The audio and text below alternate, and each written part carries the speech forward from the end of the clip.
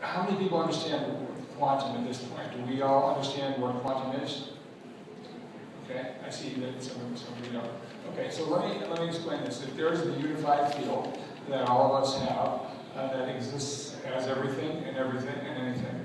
That unified field is invisible. It permeates everything that exists. It's becoming more visible as we become more awake.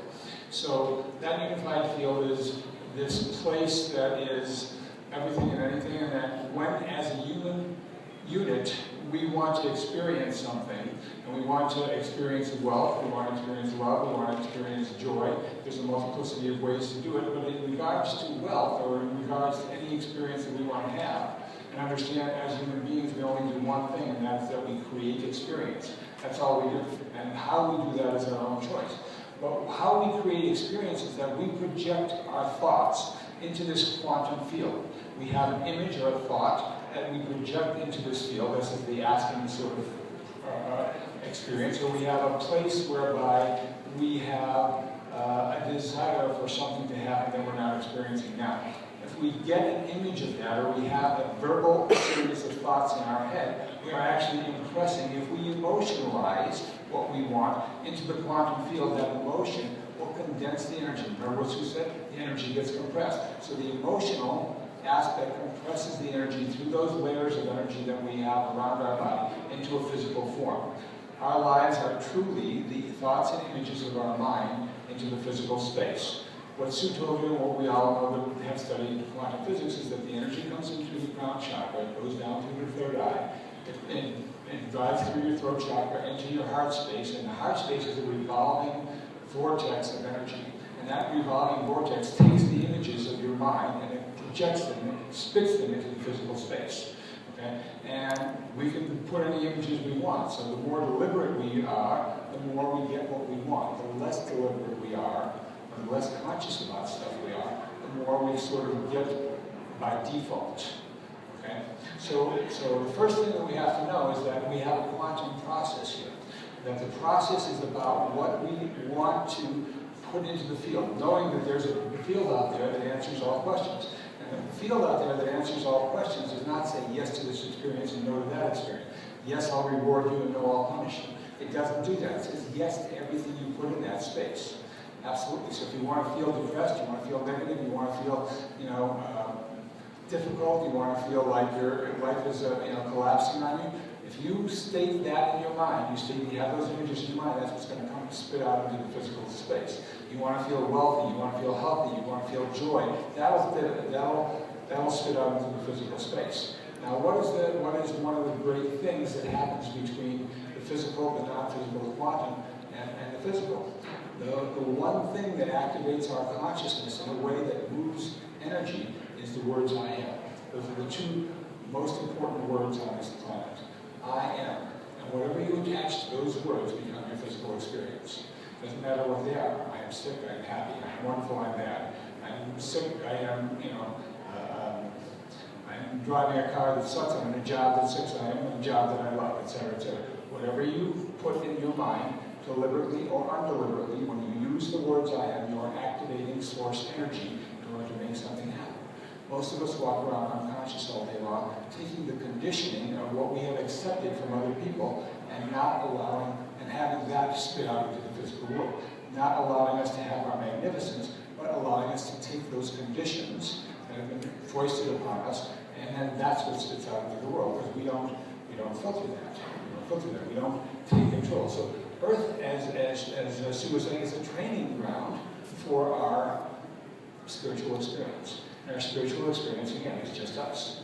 So everything is out there that is happening is just us. So bottom line is, there's a couple things that I want you guys to learn. And we want to talk about wealth. The very basic principle all wealth starts with is loving yourself. You cannot experience wealth if you don't love yourself. If you are in resentment, if you are in fear, if you are in anger, if you are in frustration, if you are in disappointment, you cannot experience wealth because you are not absorbing and receiving the things that you're asking for. We ask for all kinds of things we don't have all the time. Truth is, it's always there. It always has been, always will be. There is wealth everywhere. All we have to do is tune into it. So it's a slice of our experience through what we focus on. Now, we have a lot of characteristics, but let's explain let's just explore for a moment what loving ourselves means, because for many people, you know, that's also a default experience, and they reject it. So what does loving yourself mean? So anybody? Give me a characteristic of loving yourself.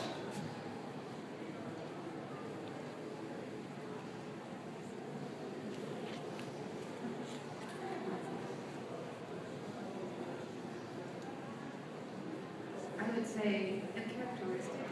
Yeah, a component, characteristic, anything. I would say it's a combined experience of what I call the divine self. It's self-appreciation, it's self-kindness, it's self-patience, it's self-adoration, self-celebration, self-respect. Yeah, okay. So, you know, anybody else? Yes? Well, having confidence about ourselves. Yeah, okay. We have to look at ourselves and think how beautiful we are inside and out. Exactly. We start to tell ourselves that we are beautiful Right. inside and out, that we are happy, that we are wonderful, that we are incredible, that we have magnificence. How do you think happy people get happy? They tell themselves all day long they're happy. How do you think wealthy people get wealthy? They tell themselves all day long they're wealthy. They start to make that self-talk into a physical experience. And we'll talk about there's components to all that. But let's talk about the components of self-love. There are three things that I want to share with you about that, and this may help to keep you guys in self-love anytime you want. Number one is self-acceptance. We are hardwired to love ourselves. There is nothing out there in any kind of form of self-criticism that is ours. It's come from someplace else. We are hardwired as human beings to love who we are. So all the crap about us not liking ourselves is piled on. It's something that comes from somebody else, not yourself. It's something that you have accepted from a teacher, from a parent, from a lover, from a friend, from parents who don't have, or from the media, or from some other place where you don't have the control. You're just accepting in a certain kind of way of what's going on, and you're letting that penetrate your subconscious, put you on automatic, and you start to behave in a way that you have absorbed as truth. There is belief, and beliefs are, if you break the word down, belief is be and leave, but leave is a derivative of the word live.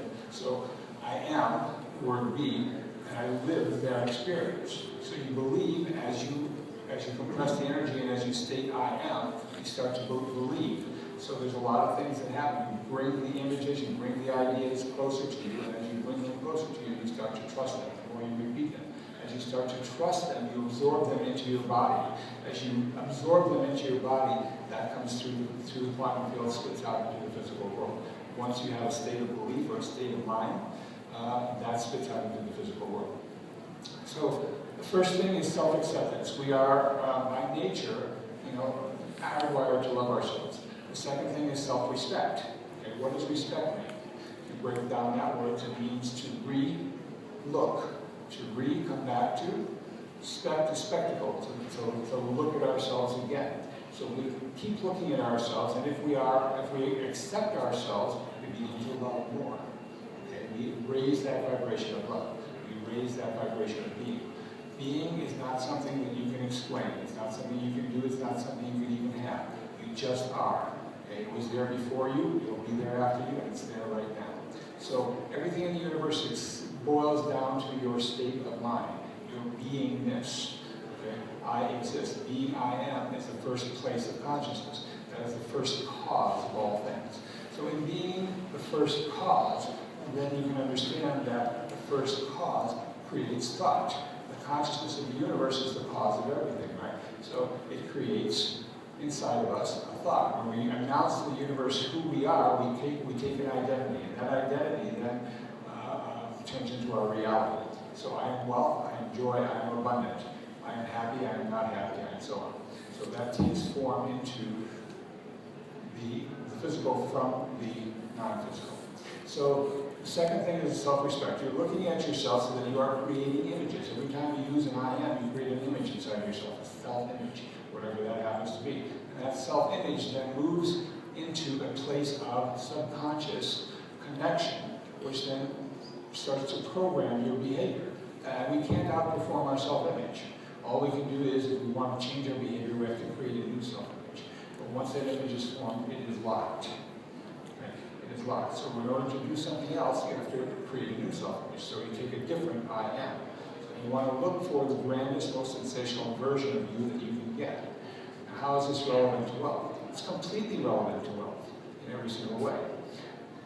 Go one step further. Okay, so we are creating the image of confidence. We are creating the images of wealth inside of our bodies. We are creating the image of luxury, of entertainment, of whatever we want, you know, nice houses, building multinational corporations, being CEOs, building cities, whatever it is we want to do. As we create those images, we start to have those things further and further in our lives. We look again and again, and looking again, we bring the image closer to us. That image starts to then, as we bring it closer from the outside, and we're looking at ourselves in an image, we are not seeing, or what we're seeing is ourselves at a distance. Again, remember, we have to bring everything into our body. We don't see the world as it is, we see it as we are. And we don't get in this world what we want, we get in this world, you know, what we are. So how do we become this thing? We bring this image closer and closer and closer, whatever it is that we've deliberately or non-deliberately had. We bring that closer and closer, and as it comes into our state of consciousness, into these energy fields that are closest to us, it starts to integrate into our body because we trust it. We then create a be, an I am, and we start to live that, a belief. Okay? And in that living, that belief, we start now to get the things of that belief, right? Get that things of that I am, that beingness. We announce to the world we are a driver, we are a lawyer, we are a doctor, we are a spiritual teacher. The thoughts of that thing starts to come to us. Those thoughts start to come into our mind because the I am is now creating an image which then brings and magnetizes itself into our lives through thoughts and images. Okay? So it then starts to come into the thoughts and images, and then we start to move that forward. We start to trust that image, and we start to live that image as that happens. The third part of our self-love, basically, is our self-worth. How many people here have, at one time or another, if not always, you know, gone through difficulties with their self-worth? Okay. What does that mean? What's self-worth to us? Do we have to earn our ability to be on this planet? Anybody feel anything about self-worth? Anybody